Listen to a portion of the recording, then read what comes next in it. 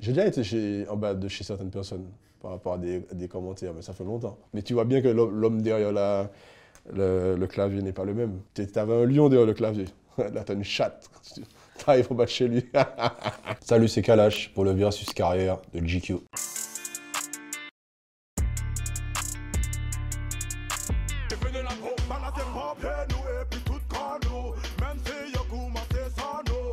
J'ai fait en 2009 et sorti en 2010. C'est mon premier, entre guillemets, hit aux Antilles. C'était un raz-de-marée quand c'est sorti aux Antilles. C'était le premier single de mon premier album. Non, je ne l'attendais pas parce que je détestais le son. Et finalement, ça a explosé, ça jouait de ouf. Et ouais, c'était bizarre de me voir à la radio, de m'entendre à la radio et me voir à la télé. C'était ma première fois. J'étais déjà dans ma tête Michael Jackson, hein, au niveau de l'assiduité. Quand je faisais une scène où il y avait genre 15 personnes, dans ma tête, j'étais au Zénith. Je disais même ça des fois, le Zénith. Après ça, tout dépendait du retour du public et de ma prestation du jour, mais je voulais toujours être carré. J'étais le tout nouveau, j'étais le rookie, mais je savais déjà tout ce qui allait se passer après. J'allais prendre toutes les places.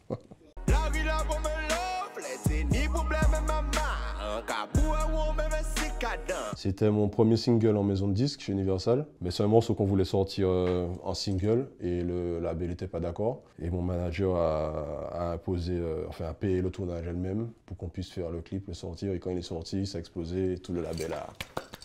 Je faisais déjà du rap, mais là c'est comme si j'avais trouvé une couleur qui me correspondait plus. C'est pas vraiment rappé, il y a de la mélodie, on sait pas c'est quoi vraiment, quel genre de chant. Donc ouais, c'était une période spéciale dans la musique. En 2015, on était en transition, le hip-hop commence à évoluer, à partir en mélodie. Jusqu'à maintenant, ce son-là, j'ai essayé de le refaire de Bendo 2, Bendo 3, ça n'a jamais fait, j'ai jamais réussi.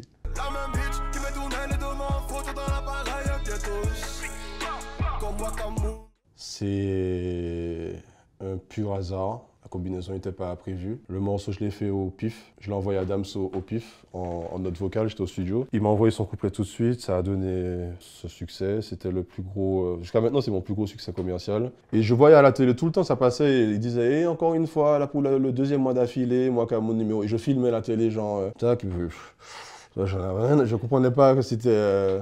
Je réalisais pas que c'est un truc de ouf. La réaction des gens à chaque fois sur scène, ça me redonne du peps. Sinon, non, Wakamoon, faut passer à autre chose à un moment. Les gens m'appellent Wakamoon. Quand tu te retrouves au studio avec quelqu'un qui est passionné, qui est dans son monde, qui a des idées vraiment sur son business, sur son truc, sa vision, tu te reconnais, quoi.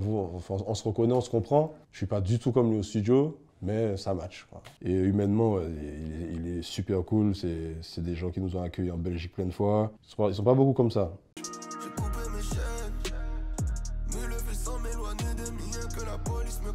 Je me réécoute pas beaucoup, c'est-à-dire j'écoute pas mes albums, mais Mada, je sais pas, il me fait un truc quand j'écoute ce son. Déjà le morceau, c'est un truc unique quoi, qui s'est produit dans ma carrière. Le clip c'était vraiment un grand échange avec la population de chez moi. Je raconte en fait la réalité, hein. Tu sais, je le vois pas comme oh putain c'est un effort de le faire, c'est un risque. C'est vraiment genre, c'est facile parce que c'est notre réalité. Donc, quand je parle de Mada, je parle de la police à Mada ou de la violence ou du drapeau, c'est des choses normales pour moi.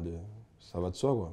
Ah ouais, mais si les artistes en Martinique, s'ils craquent, ils deviennent des mules ou des trafiquants. Ou ils se foutent une balle, parce que t'as beaucoup de notoriété, mais ça n'équivaut pas à tes revenus ou à ta réalité financière, quoi. Mais t'as une grande notoriété, donc dans la rue, quand tu marches, t'as beaucoup de regards, faut que t'aies une certaine posture, une certaine voiture, faut que tu manges dans certains endroits, mais tes revenus ne suivent pas parce qu'on consomme pas la musique pareil, on n'a pas éduqué pareil, donc les artistes ont une énorme pression. Sa chaîne est fausse, son sac est faux, alors que, frère, si c'est faux, c'est qu'il peut pas...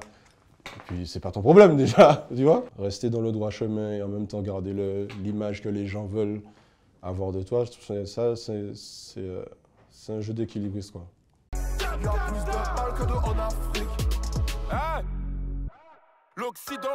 Déjà, j'ai eu l'idée de faire ce morceau au tout début pour emmerder les gens avec nos noms.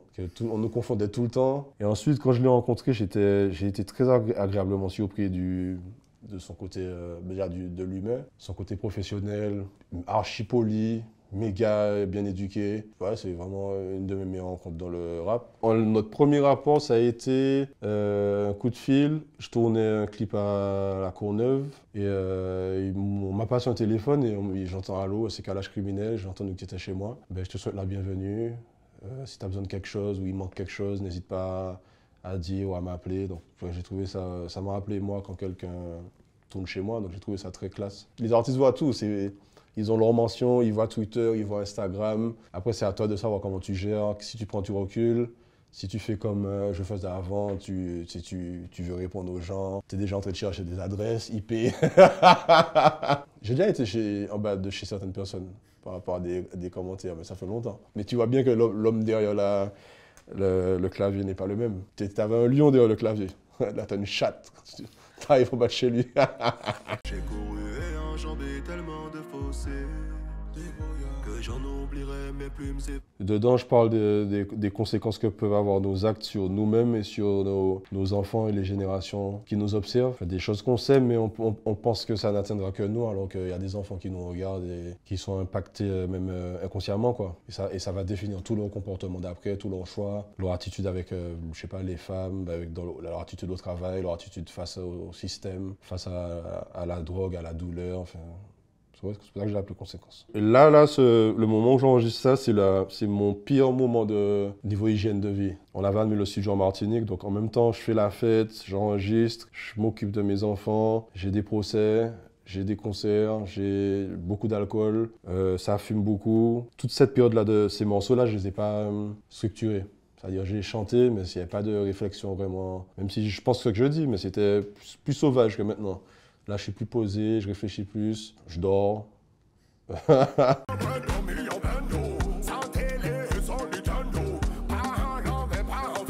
J'ai enregistré en attendant Weshden.